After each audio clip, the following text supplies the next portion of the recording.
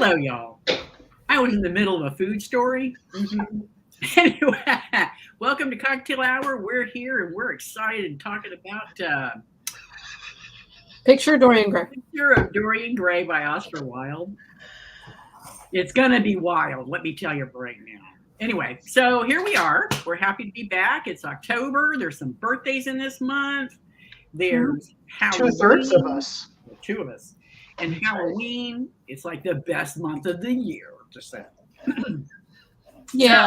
The only bad thing is I think the Supreme Court comes back Yeah, that's in October. So Yeah. that's a big bummer these days. that's not good. So what's everybody drinking? Let's start off with sherry, because Yeah. You just ran away to go get something and now you have the decanter behind you.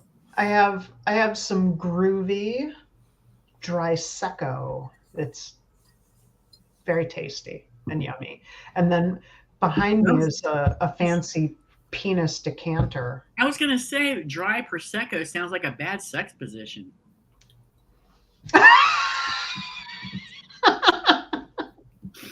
It's not.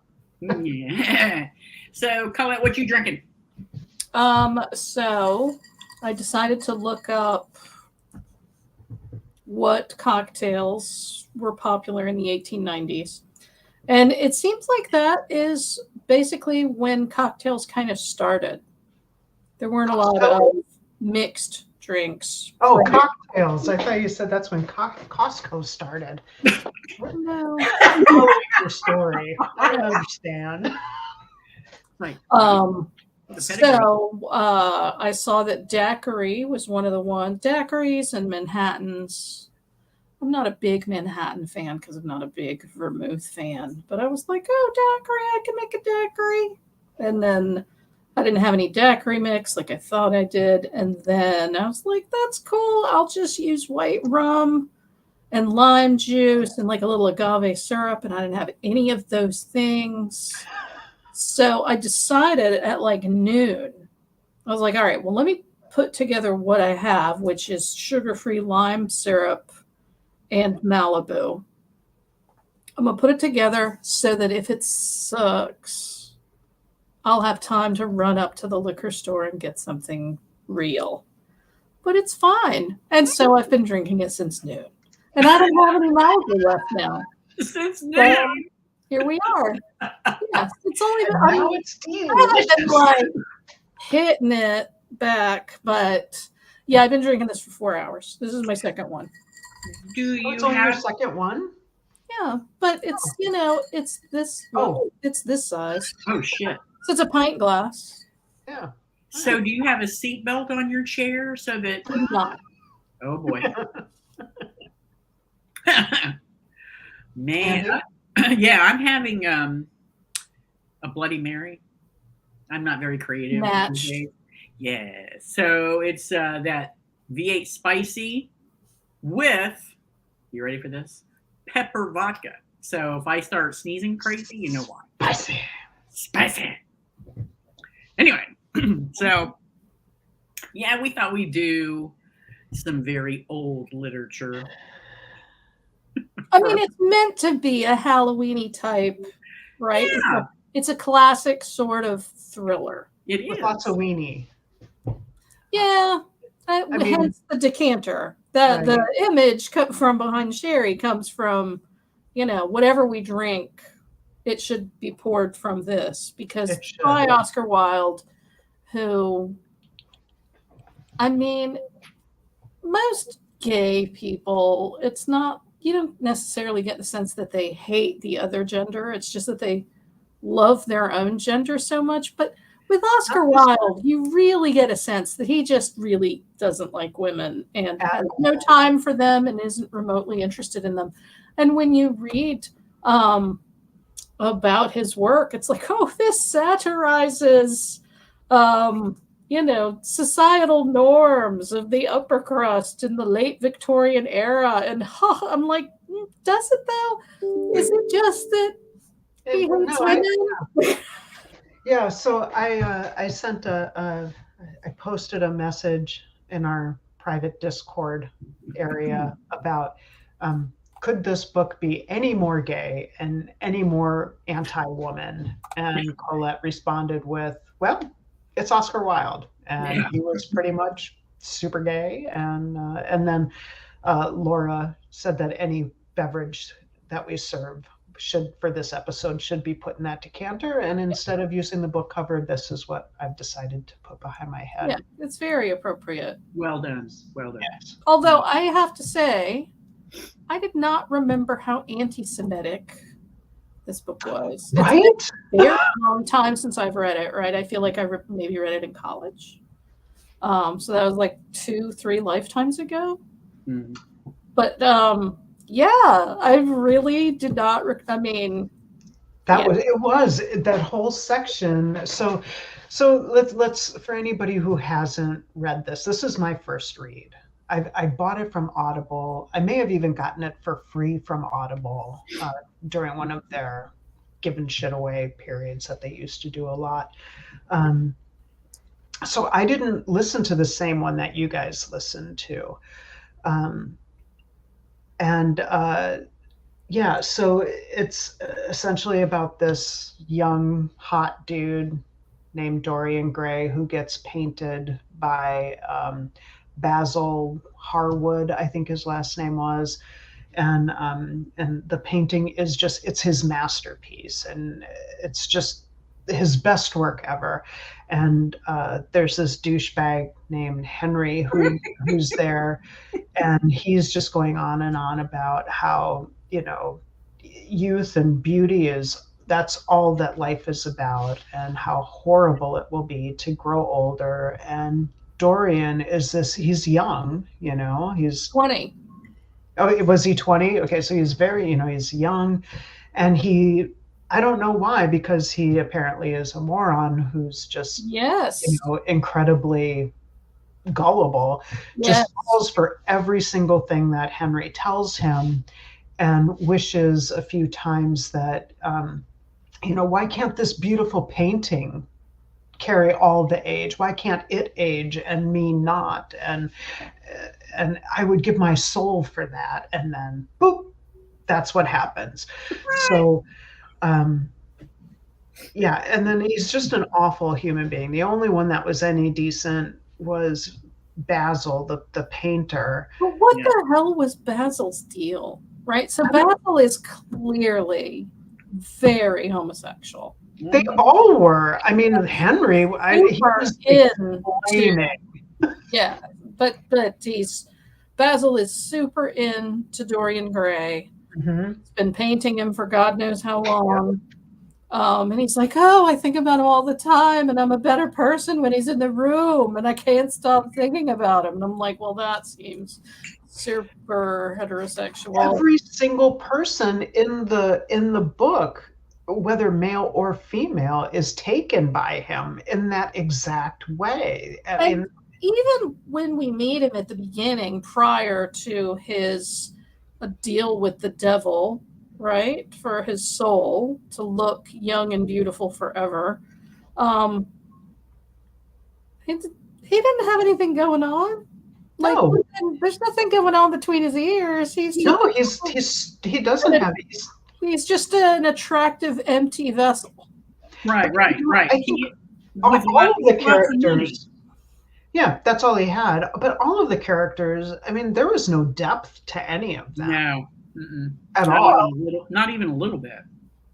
Well, what about the actress girlfriend? Yeah, she was a spark of nothing.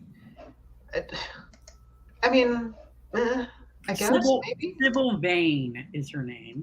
Mm-hmm. Yeah, and she's so damn lost that her life is so damn bleak that she enjoys acting because it takes her away from her horrible, boring ass existence, and she can live somebody else's life.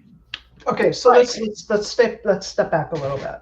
Oh, come on. Well, for folks that haven't read it, okay. I'm teasing. All right. So he gets this painting, and he takes it and takes it home, and so he gets this girlfriend, and she's acting. Yep, she's an actress, and he's really big into art, and he thinks that that's all that's important because apparently that's Because he's rich, and that's all that these rich people care about Yes. is how they're judged by other people and art. I mean, Jesus Christ. At the end, okay, I need to write this down. I need to make a note. You can just say it. So at the very end, when he's confessed to Henry that he murdered Basil, and Henry's like, no, you didn't. You know how I know you didn't? Because it's beneath our class, and only poor people would do that kind of shit. So I know that you didn't do it. Stop trying to bullshit me. Yeah. Like, are you fucking kidding me? Harry, the guy that's like, oh, women, they're incapable of deep thought and they don't ever know what they want. And I was glad that his wife left him. That was like the best part of the book. Ain't that the truth? I woke up to hear divorce, and I'm like, yes, I did nap through some parts of this book because I just fucking didn't care. Mhm. I do have some mixed feelings because I think some of the prose was I think really well done and Oh yeah, for sure. Interesting. It was just the whole bashing on women and Jews that made me really not ever want to deal with that again. It was just every woman was just a vapid, empty carcass who just wanted to glom on to a man. And just but there are all kinds of gems of like, oh well, you should marry so and so. Oh, but I don't love her. Well, that's how I know you'll be a perfect match because she doesn't love you either. Yeah, no, it'll be fine. It's great. Yeah. So I do think that some of it is probably satire, but also there's just a legitimate disdain for women that starts on page 1 and ends at the back cover. And it flows throughout the entire book. Now, the anti-Semitism is really just kind of limited just in that one section. To that one Jewish character, but I don't even understand why that was mentioned. Like, none of it made any sense to me, right? The guy who runs the theater that Sybil works at, the theater manager, every time that they referred to him, it was like, the Hebrew did blah, blah, blah, and the Jew, and his Jew face. What? What are you talking about? Yeah, I did not remember that for the first time that I read it, and that genuinely startled me. Yeah. But I feel like that probably was not satire. That was probably legitimate. I bet. Feelings for the 1890s. Yeah. And then so Dorian gets this girlfriend. He's known her for a few weeks, like a month, if that. Yeah, he hasn't known her for very long, and he doesn't tell her his name. She knows that his name is Dorian. That's it. But nobody ever they don't call him that. She calls him Prince Charming, and then there's a whole scene with her mom and her brother, and essentially, I'll kill him if he hurts you, and you don't even know his fucking name. And she's like, oh, but he's rich and blah blah blah, and he's beautiful. Yeah. So then Dorian, he's bragging to his buddies about how wonderful of an actress she is and how beautiful she is, and he's in love with her, and he's asked her to marry him. And then so they go to the theater and see her, and she is awful. She stinks on ice. She's really bad. And his friends are like, dude, what?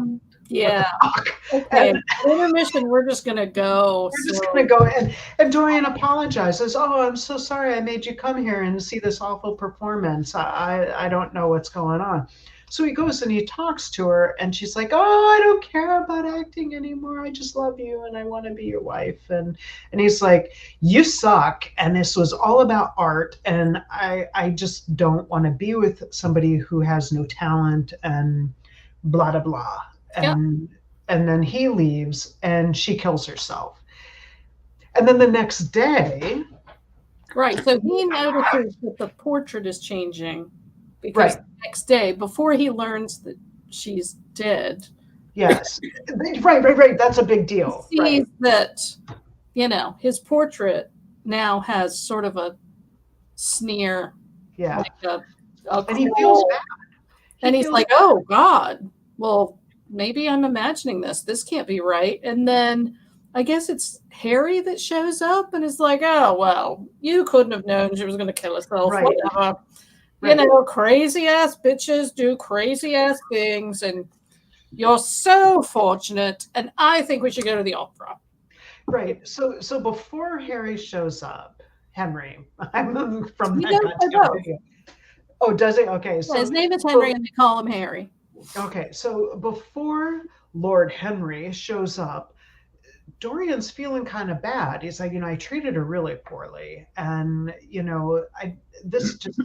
that's not right. She didn't do anything wrong. I need to go make this right. And then Henry shows up, and he's like, "Oh, bitch is dead. Don't sweat it. Let's." Oh no. He found out the next morning that she died, or later that night. So they go to the opera. Oh no, you're right. He did know that she was dead. He's like, "Oh yeah, that bitch dead." She kicked it, and let's go. You're to the so opera. better off because she couldn't act. Right. So you should go put your suit on, and we should go to the opera. Right. So then you next can just get on with your life.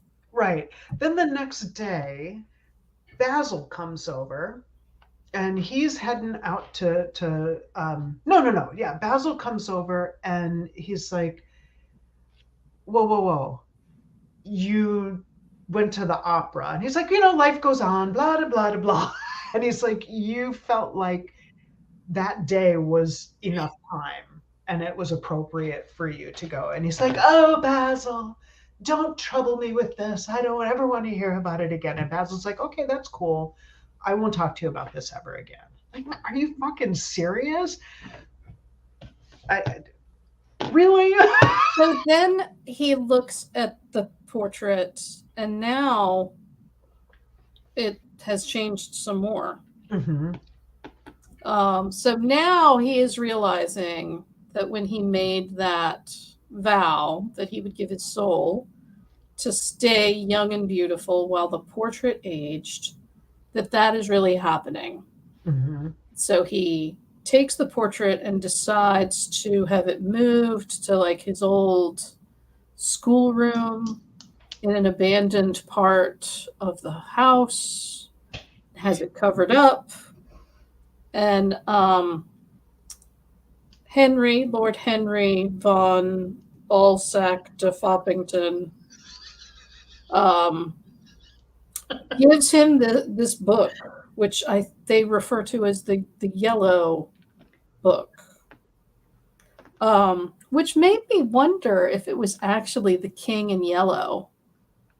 That I was wondering if one of you knew what the book was. So I did go out and look it up, right? I don't know if you guys are familiar with The King in Yellow, but that is a play that is evil and kills people when it's performed. And it's part of the Cthulhu mythos. Oh. It has to do with Hastur. And it's one of those things where you don't ever really get a snippet of it. You can't read it without going insane, kind of a deal. Okay. But, and there is a whole sequel to this book that was written by someone who made the same connection. So they basically surmised that it was the King in Yellow and wrote a whole second book with some of these characters, with Basil, and well, it couldn't have been Basil. No. Or maybe Henry and somebody else. But anyway, yeah, most people think that was not the book. There was some French book that had a similar kind of look at all the crazy stuff you can do with people's holes sort of content. And apparently, in the era, a yellow cover was meant to denote spicy Oh, content. okay. I thought it was interesting that he went and had 9 more copies made, all with different colored bindings to suit his mood. Mhm. No lesbian would do that. Oh, no. Just Oh, God. yeah. So he goes out. So then yeah. So Basil comes over the next day and gives him shit, and he wants to see the painting, right? And Dorian's like, don't ever ask me to see that fucking painting. You may never see it ever. And he's, oh, surely you're joking, and whatever. And I think I slept for a while after this. Oh, I know. Yeah. Did he kill Basil? Oh, it was He does not eventually kill Basil. Yeah. right. Oh, so no, then a whole bunch of time goes by and he's living it up because now he's 38. Yeah. next time I So remember, he's 18 years go by before the end of the book, but I mean, I do think that there's probably scenes that take place in between those two times that you may have nodded off through. Yeah, I'm sure. Because there was another girlfriend somewhere in a village. Well, he has a group of people who entertain him, but for the most part, people don't want to have anything, upstanding people don't want to have anything to do with him. Because there's all of these stories that go around town about what a lascivious piece of shit he is and the horrible things that he gets up to. And, I think it's more than just the gayness. He's probably drinking people's blood and, purchasing young orphans from places and doing all kinds of chemical things. He certainly visited opium dens, enough for them to know him when he arrived. So, and he still looks just as beautiful as he did when he was 20. And nobody seems to really have a big, any kind of big question about that. I mean, nobody really comments on it other than he's still so beautiful and he must be living a clean life. And that was one of the things that Henry said, well, you must be living a great life because look at you, you're gorgeous. Well, and that's what Basil says when Basil comes to sort of confront him and say, hey, I would like the portrait back now because at this juncture, it's been a number of years and I feel like it's probably the best work I've ever done. And he's got a show and he's got an exhibition in Paris. Right. So he wants to display the portrait and he's like, I hear all these terrible things about you. And I just know that you can't be capable of doing that. I mean, you look 20 years old. So obviously, you're not bathing in the blood of virgins. Clearly. Clearly. And then, at that juncture, Dorian stabs him with a knife. In the neck. There's no going back from that. No, I mean, it's not like you're going to miss. He grabs his personal items and hides them in the wall.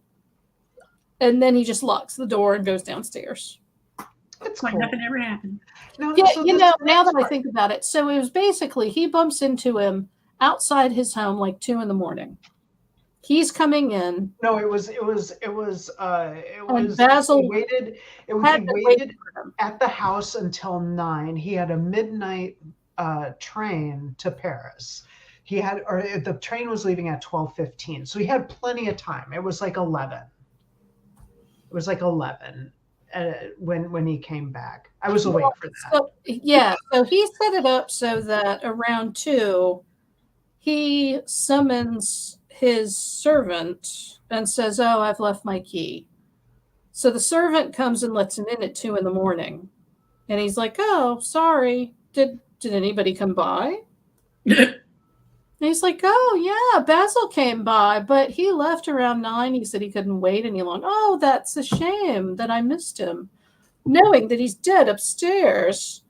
So now he has his alibi, and he calls some estranged scientist friend. And Have we heard of this dude before this instance? Because this is when I had been dozing on and off. Like I had slept through him killing Basil, and then when I woke up, I was like, "Oh, I missed Alan Campbell. summons Alan, and Alan's like, "All right, Dick, what do you want?" Clearly, their relationship is on the skids. And he's like, "Well, I have a dead guy upstairs, and I need you to dissolve him." Because you're a chemist, and you're sciencey. So. And if you don't, then I'm going to have to come forward with unfortunate information about you. Mm-hmm.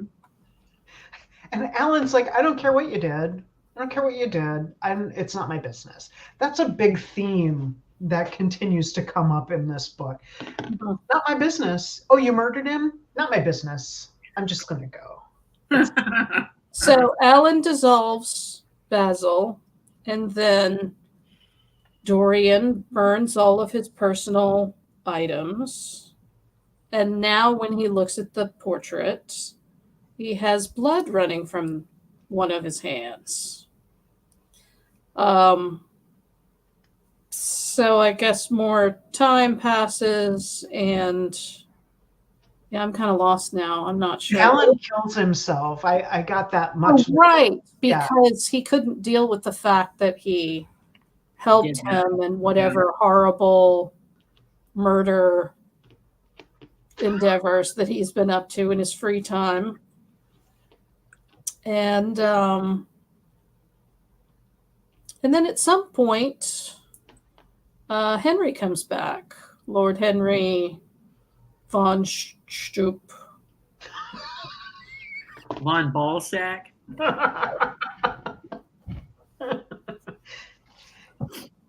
And your cousin douchebag. They have a little chit chat, and I guess that's when he's like, "You must be doing something right. You look great. Your skin looks great." Only poor people do shitty things. Don't forget that. Yeah, you couldn't have killed Basil because, it's beneath you. Yeah, it's even if you did, it's fine. It's great. You look great. That's one less artist in the world. Man. Right. Did you guys get any mental image of what you saw as far as what Dorian looked like from the perspective of the book? Mm-hmm. Did you get any idea of what he would really look like?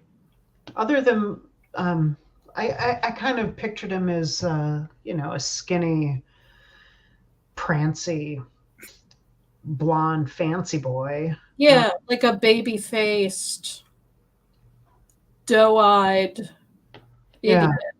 Yeah.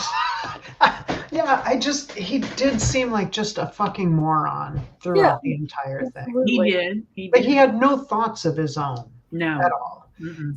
Everything and then he blames everybody. "Oh, Basil, it's your fault for painting the damn thing." Mm-hmm. Right. And making me it, I would never have become this horrible, amoral piece of shit. Yeah, and it's Henry's fault, which it really kind of is, because Henry was an awful person, but did Henry do any of those things? No. Not that we know of. No, I mean, not that we know of. I mean, he was a sleazy douchebag. Right, and a blowhard, and, a horrible classist and misogynist. But I don't think he murdered anyone. I don't know that he acted on any of that, so... Well, I think he was fucking thing. I mean, I think he was having romantic liaisons, but drinking. Yeah, but I mean, his wife didn't seem to.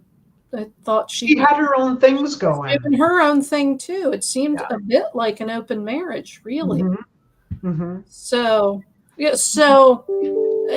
long story. Well, it's not short. We passed short a long time ago.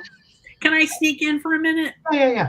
I was thinking of, after a while listening to the story, I was thinking of Henry kind of like the 19th century Roger Stone, Oh, a provocateur, right? yeah. Maybe. Yeah, I see where you're going with that. Yeah. Hmm. But I I mean, also, he's a rabble rouser. And True. I mean, as far as Dorian goes. yeah. But I picture Dorian as Lewis from Interview with the Vampire.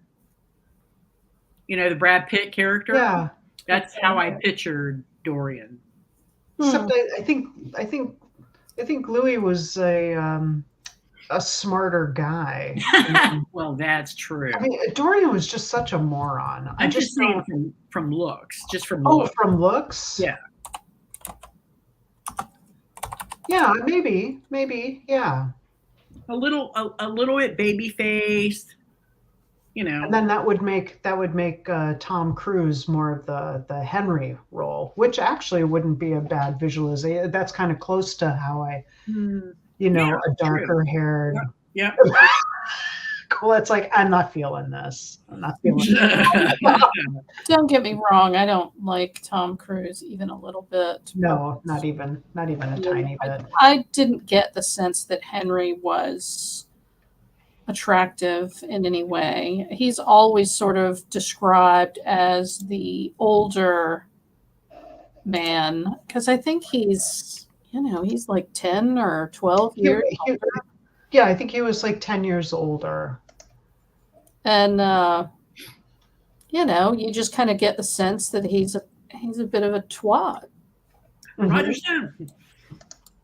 Big time. Yeah, but the difference is that Roger Stone is malevolent, right? He has everything planned out, and he is a provocateur, but he has very specific results that he is aiming to get. Yes. Whereas Henry is he's completely devoid of any kind of conscience or moral compass, and he'll do whatever the hell he wants because he wants it, and then he'll just move on with his life. I don't think he's necessarily got ill intentions and I'm going to get in here and then there'll be, an insurrection at the Capitol building. Right. Henry's just living it up. And that's what he thinks is the most important thing. Everything is about appearance and art and beauty. And that's all he thinks about. That's all he cares about. That's all he thinks that anybody should care about, as long as they're in the upper echelons of society. There is an actor from the, I'm going to say early to mid 70s, who I'm picturing. I don't know who he is or what he was in, which is making it very challenging for me to find this picture. Albert Finney. Oh, no. I'm just throwing some names out there, trying to help out. No, I feel like maybe he was Roddy McDowell. Maybe he was in a foreign film, and maybe that's why. Oh, I just scrolled by Jan Michael Vincent, and that just makes me sad. Oh yeah, he had a terrible end. What happened to him? How did he die? I think, didn't he die of cirrhosis? I know he had one leg amputated for I think diabetes or something. But yeah, his just health fell apart. He was so good looking. He had a cardiac arrest. Is that it? At the age of 73. But yeah, he was yeah. He was handsome. He was. He looked the best in Winds of War. Man, he looked good. But then pairing him with Ollie McGraw was just wrong. Why? They did not look too good together. She was like, what, 20 years older than him? And she was a whippersnapper, and he was just this belligerent, whatever Daddy says, I don't want to do it, because Daddy said it. Mm-hmm. Oh, okay. All right, so back to the book. Right. So heads on into his local opium den as he As would one want would. to. Yeah. Hmm.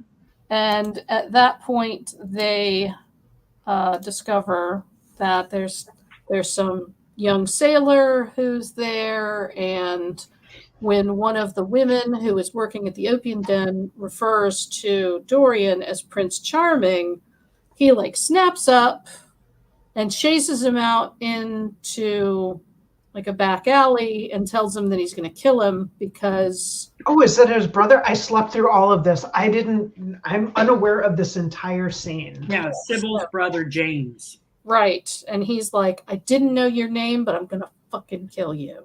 And he's like, well, when did this happen? And he's like, 18 years ago. And he's like, well, look at me. I mean, do I look old enough to have been with your sister? I mean, dude, pull your head out. And he's like, oh, I mean, that's a good point. So he lets him go and apologizes, and he goes back into the opium den, and the lady in there is like, did you kill him? And he's like, no, he said he was too young. And he's like, okay, that guy's been coming here for almost 20 years, and he's looked like that since day one. And I'm here to tell you that's your guy. And if you didn't kill him, you should be sorry. So did he go back? Did he try to find him? So he decides he's going to kill him. So he is having some kind of event at his house, and then he ends up having a fainting spell. People go in and find him sort of incapacitated. It's because he saw James's face pressed against the window. Right? So, I mean, this is where some of the thriller stuff starts to come into it. So now there's a guy who is there to finish him off. He knows where he lives. He knows who he is. And he holes up in the house for a couple of days, doesn't go anywhere because he's terrified of James being out on the grounds ready to kill him. And eventually somebody talks him into going on a hunting party. He's out hunting with people, and someone in the party accidentally shoots a man in the chest and kills him. It was hiding in the bushes.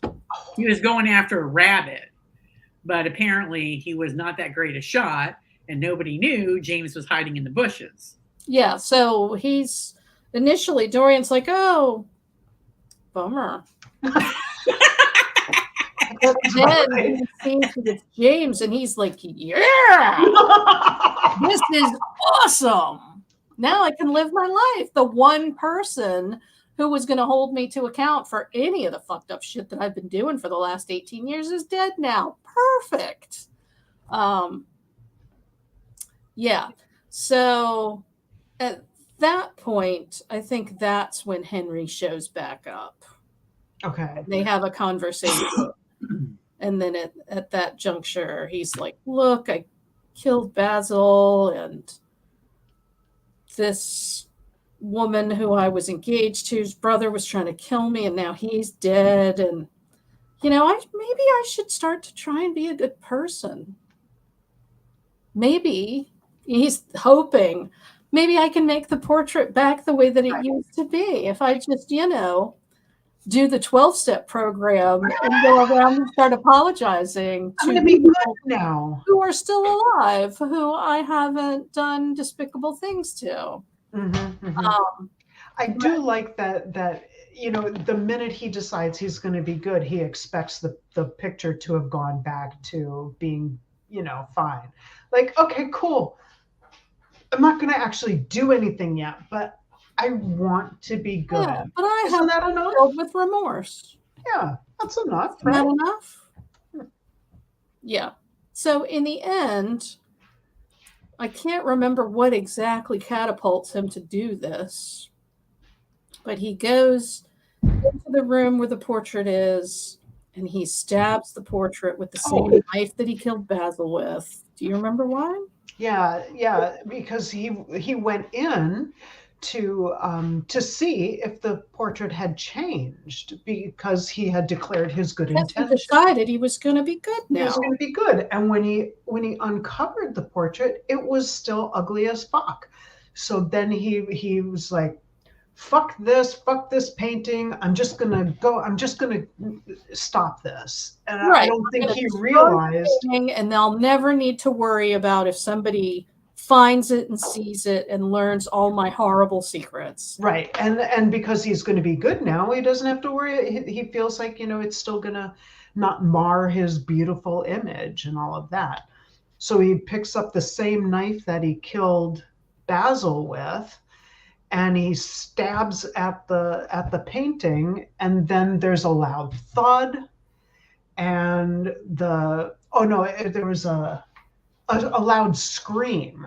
There was a loud scream, and the servants wake up, and then we're taken out of that point of view. So the servants wake up. There are a couple of guys walking down the road, and they hear this blood-curdling scream, and they knock on the door. No answer. There's a light on up at the top. They keep walking until they find a policeman. The policeman knocks on the door. Nobody's there. Nobody's answering. And then when and one of the dudes that was walking down the street was Henry's great uncle, or his uncle, right, who they had gone to get information from earlier. And then when they open up the room, they discover this horrible looking old man laid out with a knife in his chest, and the portrait is back to being the beautiful Dorian Gray. So doing a little research on this, there was a much longer, gayer draft of this book. And I guess it came out in 2011, according to the video, the thug analysis of the video, Thug Notes. Thug Notes. And I was wondering if that might have been the version that you guys read, because I don't know if it was. I have no idea, because I didn't know that there was one. So the first draft that was turned in to the editor was basically massively marked up, and huge portions were excised. So even though we read it now and we're like, holy shit, this is gay, that's so much less gay than the version that Oscar Wilde handed in. That's pretty ballsy. I have a feeling that Alan Campbell was probably a character who appeared at the beginning. Yeah. Oh, yeah. Was able to threaten him with blackmail. Maybe they had a little something that happened between the two of them. Yeah, that's what I was thinking. Yeah. So I think there were a lot of things that were removed, and maybe Oscar Wilde thought that he could get away with all that because these characters were supposed to be amoral.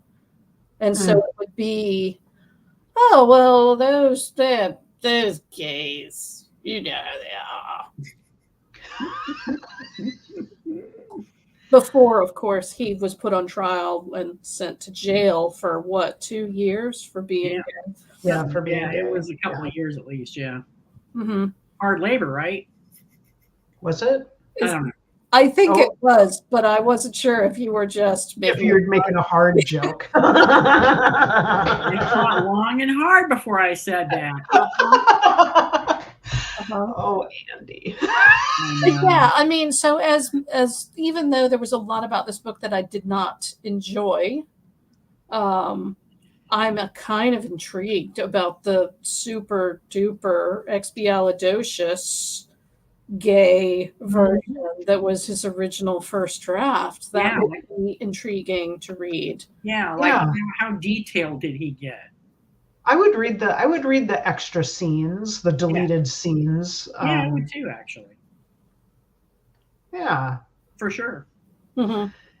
But having actually listened to this book, I thought back to other media I've seen with actors that have portrayed Dorian Gray. And I gotta say, I think the one that did the best job with it was Stuart Townsend. Did you see him in The League of Extraordinary Gentlemen? I did, but I don't remember anything about it. Oh, Stuart with a U or with a W? Stuart, I think. I think the only version of having anything to do with Dorian Gray that I've ever seen was in Penny Dreadful. Oh, that was good. That was good. I did enjoy that quite Yeah, a bit. and because if I had read the book, it was so many years ago, I don't remember it. But now you mentioned Penny Dreadful, I was kind of surprised at the strangeness of what I saw, like different proclivities and weird shit that I saw that Dorian Gray, and I'm like, okay, because I didn't remember what the story was actually about. Yeah, Right. and they did. I had no idea what everybody knows what the basic story is with the picture of Dorian Gray. Yeah, but being an asshole and your picture takes all of your Right. internalized garbage and put it on a painting for people to see. Right. You had to do some bad shit. Right. It had to be some bad shit. Right. But But the premise of you're not taking personal responsibility, but a painting is. I mean, I think everybody got that part. They Right. didn't even read the book. I've always thought it was weird that it was not called The Portrait of Dorian Gray. Yeah, I did too. Yeah, I agree. So when I was watching Penny Dreadful, that was really the first actual portrayal that I had ever seen of the story. Mm-hmm. So while I was listening to this, it was interesting to kind of see the parallels, because there were some. I think they did a good job of that. The theater had a big role in it. Mm-hmm. But except he was kind of I thought he was a nicer guy than anything that happened in the book. Mark Vincent was watching that show, not with me, like he wasn't here, but he was watching at the same time I was. He said he quit watching it when the Dorian Gray character kissed the werewolf character Josh Hartnett. Oh, he was like, "Oh hell no!" He quit watching it. Get over it, baby. Get over it. That was hilarious. All right. Well, so it did have some beautiful prose. I had excellent prose. There was some interesting commentary about the time. Mm-hmm. Unfortunately for me, the super misogynistic bullshit was just. I felt like Colette reading any other book that we've read. Usually it's like, oh yeah, but I just roll with the punches. That was the time, or that's how shit was. But this was so over the top that it made me mad. Yeah. I just bitched and complained, mostly in my head, about how much I hate this fucking book. But then there would be passages and I'd be like, oh, that was really nice. Mm-hmm. So, Yeah. Do I recommend reading it? No, not really. I mean, you very much get the sense that there was such a divide in class during that period of time that the wealthy just didn't give a shit about anybody. Yeah. And the poor. Oh, they also hated Americans. Wow, everything old is new again. Yeah. But not that bad. Do we not deserve it a little bit? Maybe. I don't know. Just a little bit. You seen Marjorie Taylor Greene in some of her speeches in Congress? There you go. I'm pretty sure she pulled out dick pics. Yeah. Hunter Biden on the floor of Congress. Yeah. Yep. And then you got Boebert giving hand jobs in a kids show. So the hypocrisy is just. And I love that she was like, "Of course, I did not do that. Here is the video. Here's the video. Okay, I did it. I did do that, but I was confused. I was just so engrossed in the show. Yeah, in Beetlejuice. It was great. The musical. It was great. I can't not get horny when I watch that. It was not vaping. It was the. Yeah, exactly. Yeah, wonderful people that do so much to act as ambassadors. I know, right? And I was very hurt that I didn't get one of those AK Christmas cards. Oh, I really want The ones of all of her tiny children holding Yes. assault rifles. Yes, that one. Yeah. so on that note, Colette, have you given any more thought to that novel idea that Andy and I gave you last time with the World War II assassin?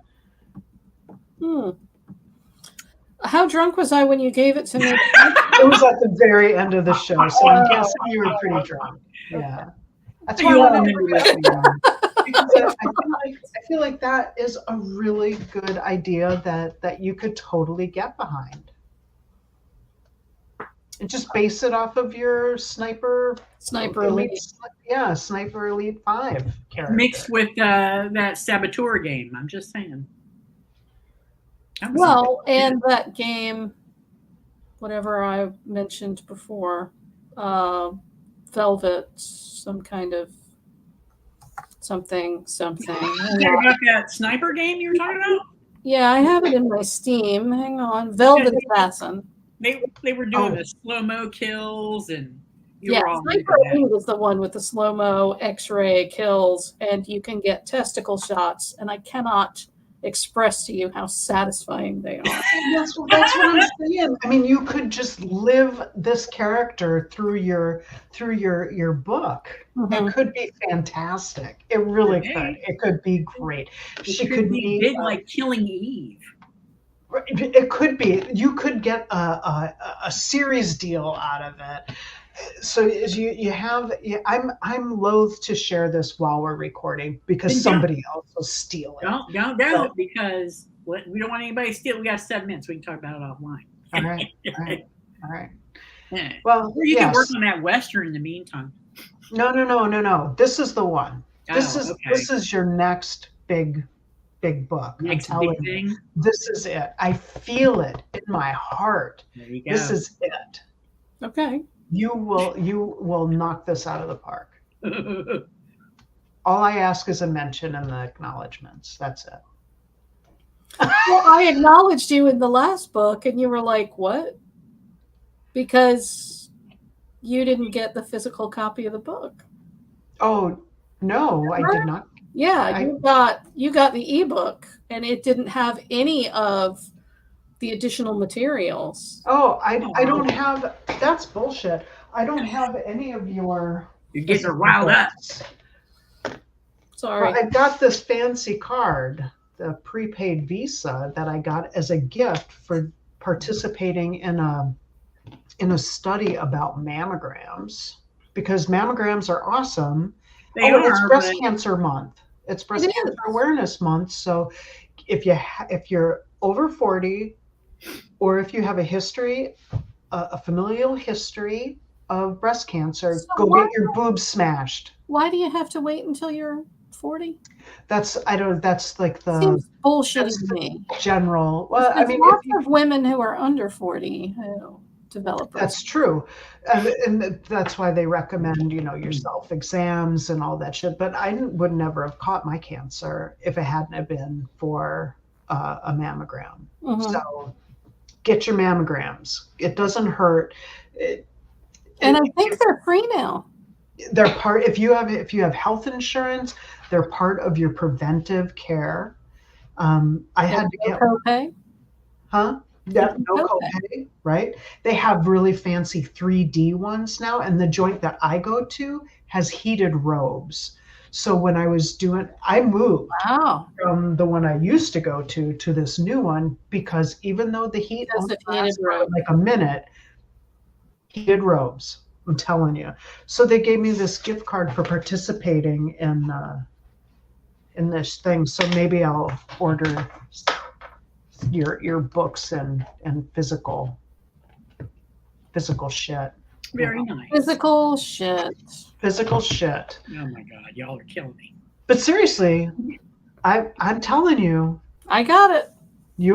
I feel like that would be something that you could get excited about. I absolutely possibly could. I mean, a lot of research to do. Not really. Well, I mean, On the war. but you wouldn't even really need to research. do that much because you'd just be more actiony. I mean, you could reference, more well-known things. And there was this guy named Adolf, but we don't need He's to kind talk of a bad dude. now. But there's Coco Chanel. Now, come on.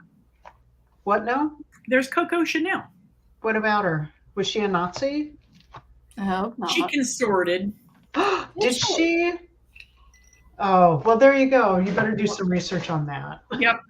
But I didn't do a lot I know of that Hugo Boss designed their uniforms. But you got to admit, the uniforms were awesome. They really are. They did have some. They really, really were awesome. I enjoy watching the bullets rip through them. Yes, that's especially good. Thank you, Hugo. And Volkswagen, I guess. That was the big man's idea. Their car. Yeah. Because I think Volkswagen translated from German is the people's car. Yeah. No, it's Farfernugan. And then you got Henry Ford. Anti-Semite. Yeah. Walt Disney. Yeah. Another anti-Semite. Yeah. Yeah. And Oscar Wilde, apparently. A misogynist. That was before his time. Have you ever read or seen or any of his other work? No, I don't think he published anything else in a long form, did he? Well, he did so another big thing, I think he was mostly a playwright, right? Yeah. And he did The Importance of Being Earnest. Right. That was the right. Story. I haven't read that either.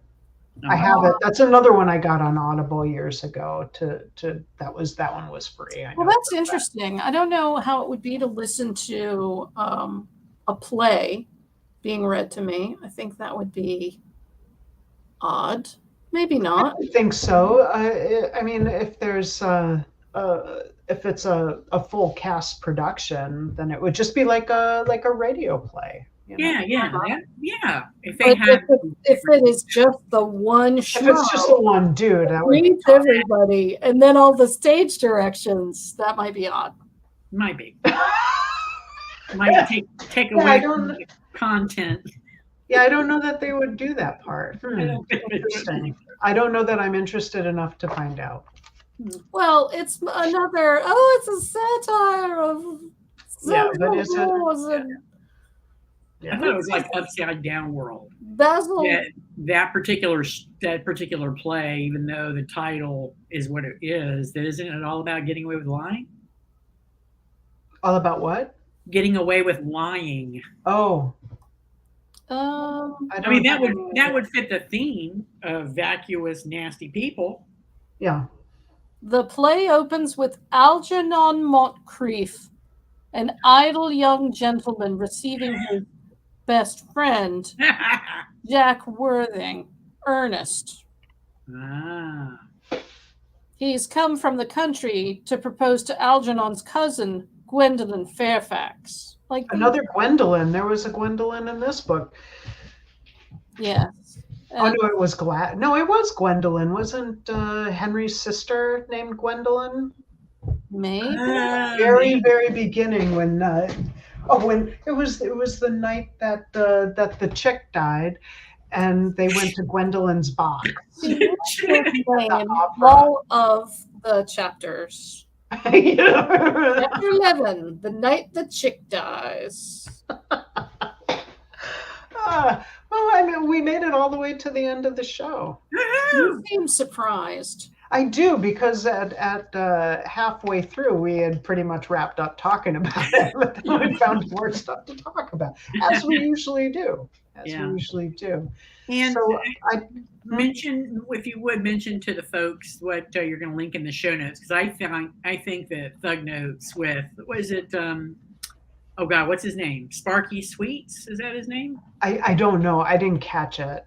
Oh my God, he's hilarious. He's actually a doctor of literature, which is kind of interesting. Is he? That's cool. Yeah. So there's a video that gives you a really good summary and analysis And I don't think I didn't really even think about that. As soon as I was done, and I didn't want to think about it too much anymore. And then I watched that video, and I say that really is a great analysis of the book. You've Yeah. got, the good versus evil, both of them trying to influence Dorian, and him thinking that he has to pick one or the other. Right. Black and white. Yeah. Yeah, and I hadn't really even thought about that. I was just like, ugh, fucking women hating. Like the devil on the shoulder. Exactly, and that's the image that I got from that, Yeah, the way he yeah. laid that out. So there's a link to the YouTube video in the description of this show. So save yourself 8 hours and just watch that short video, and you're good. You don't even need to read it. Yeah, you're not devoting a whole lot of time to it, but it's good. It's really good. I remember watching a dramatization of this book. I want to say maybe it was on PBS in the 80s. Oh, Kate Jackson was in it? I was thinking Scarecrow and Mrs. King. I don't know. Yeah, I have no idea why you made that connection.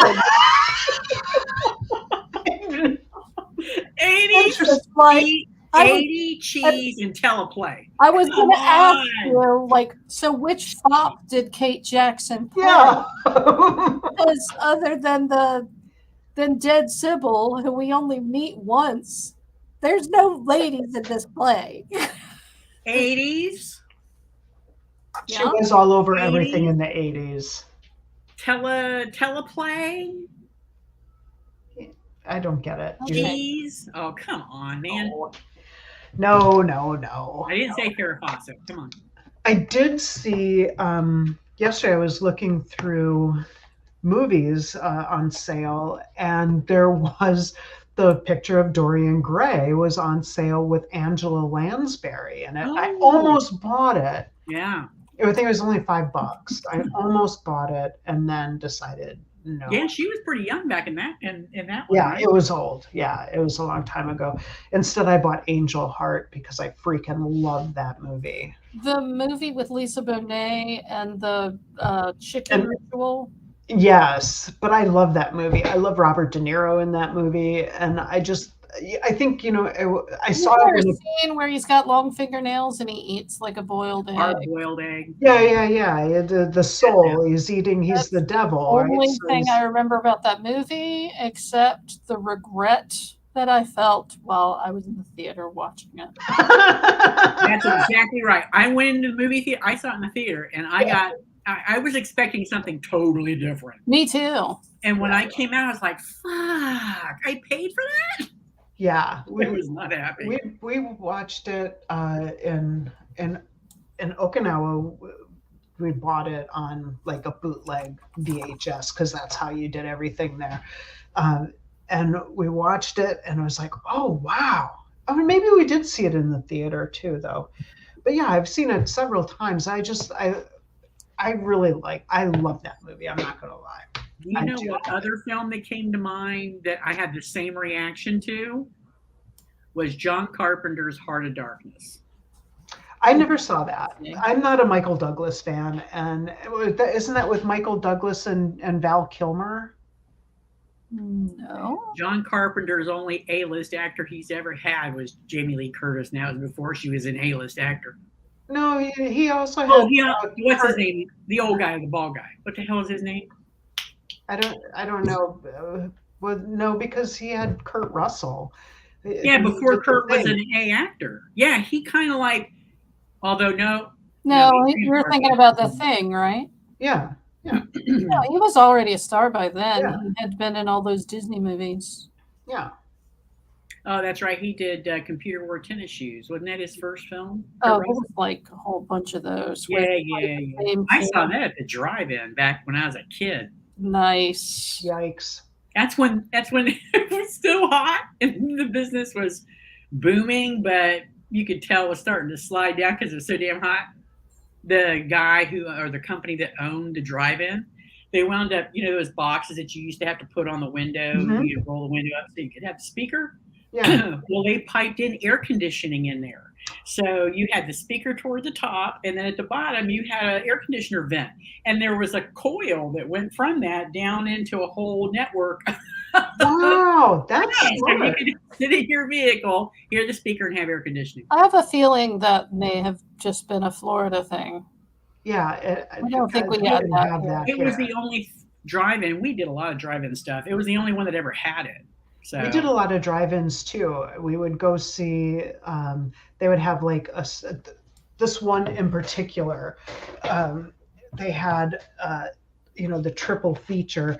So you go and we watch Snoopy Come Home, and then there was The Godfather, and then there was I think this was a different one, but then one of the ones that I remember the most, and I'm like 5, 6 years old, right? So we go, I'm in the back seat, my parents are doing whatever the fuck they're doing.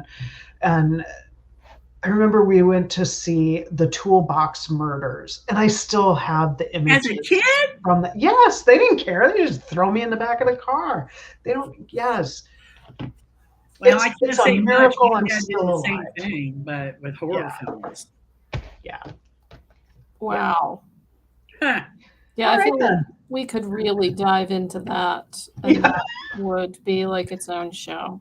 It would. Well, okay then, and we're over time. So y'all enjoy. Have a safe and happy Halloween if you celebrate, and if you don't, well, fuck it, do what you want. Yeah, screw you if you don't. Yeah. Yeah. We'll come up with a book that we'll read for November. And before we go, I want to wish Colette a happy birthday next week, and Andy a happy birthday on the 22nd. 22nd, yeah. Yeah. Did you forget when your birthday was? No, I thought you were going to say when Colette's was. Oh, I said next week. I Maybe know, she but don't you want didn't give a everybody- date. You gave my date. Don't give out. I don't care. I'll tell you. I'll tell on you. Don't give out my social security number either, okay? Well, I was a little concerned when she held up her visa. I'm not gonna lie. It's a prepaid, and I'm about to use the last of it. So Aw. it's Well, you All fine. better right, you guys. I Good think luck. it was a fun show. I'm glad you guys joined us. If you didn't, oh well. Fair enough. We'll be back next month for you not to join in then too. That's right. Exactly. We're consistent mostly. Kind of. All right, I'm hitting the button. Okay. All right then. Bye.